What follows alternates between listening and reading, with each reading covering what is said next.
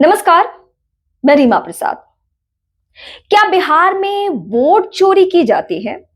यह यक्ष प्रश्न है, लेकिन इस यक्ष प्रश्न का जवाब दिया है केंद्रीय मंत्री जीतन राम मांझी ने और बिहार के पूर्व सीएम ने।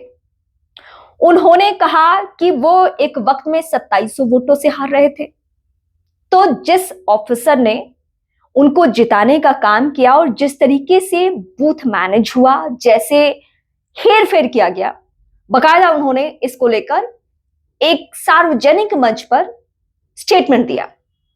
उसके बाद एक और चुनाव का जिक्र किया उन्होंने, वहां भी वो हार रहे थे 1600 तकरीबन वोट से। वहां को लेकर भी उन्होंने बताया। मैं अधिकारी का नाम इसलिए नहीं ले रही हूं ताकि अधिकारी आए दिन मानहानि और पता नहीं क्या क्या करते रहते हैं, तो इस खबर में मैं आपको मेंशन कर दूंगी कि किस अधिकारी का नाम लिया जा रहा है जीतन राम मांझी की तरफ से। वैसे ये मामला बहुत तूल पकड़ लिया, पूरे देश में बवाल मच गया, क्योंकि अभी बिहार का चुनाव ताजा ताजा खत्म हुआ है और वहां को लेकर एसआईआर प्रक्रिया और चुनाव आयोग सबको ये सर्टिफिकेट मिल गया कि नहीं नहीं, बिहार में तो बहुत बेहतर तरीके से चुनाव हुआ, कुछ भी गड़बड़ नहीं हुआ है। जो आशंकाएं 2020 से 25 तक चली, यानी 2020 में भी ऐसी चर्चा चली थी, कुछ सीटों को मैनेज किया गया है, उसे भी सिरे से खारिज किया चुनाव आयोग ने। 2025 के चुनाव में कुछ गड़बड़ी नहीं हुई है, इस बात को लेकर खूब ढोल पीटे गए, लेकिन केंद्रीय मंत्री जीतन राम मांझी ने पर्देदारी खत्म कर दी।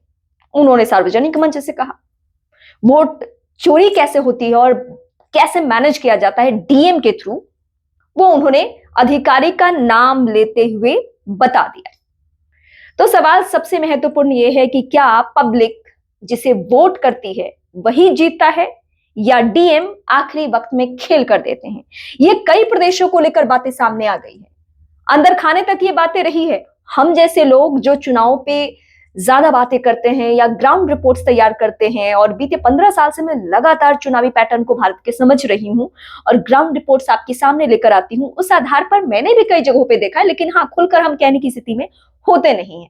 अब जब जीतन राम मांझी ने, जो केंद्रीय मंत्री हैं, बिहार में सीएम की जिम्मेदारी निभा चुके हैं, अगर ऐसे शख्स का कोई स्टेटमेंट आता है कि कैसे उन्हें जिताया गया और कैसे आखिर वक्त में मैनेज किया गया, तो इस पर चुनाव आयोग को भी सफाई देने की जरूरत है और इस पर वोटर को भी सवाल पूछने की जरूरत है।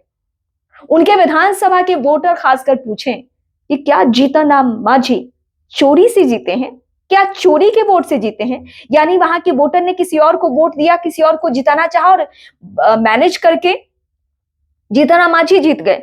वैसे जीतन राम मांझी ने इसके बाद कहा कि मेरे बयान को तोड़ मरोड़ के पेश कर दिया गया है, मैं एक मुसहर हूं, मैं दलित हूं और इसलिए मेरे को टारगेट किया जाता है, लेकिन मैं डरने वालों में से नहीं हूं, मैं मांझी हूं, मैं मांझी एक ब्रांड बन चुका है। इस तरीके से उन्होंने सफाई दी, लेकिन वो कहते हैं ना, तीर बहुत आगे बढ़ चुका है और इसलिए अब इसका असर होगा और निशाने पर लगेगा।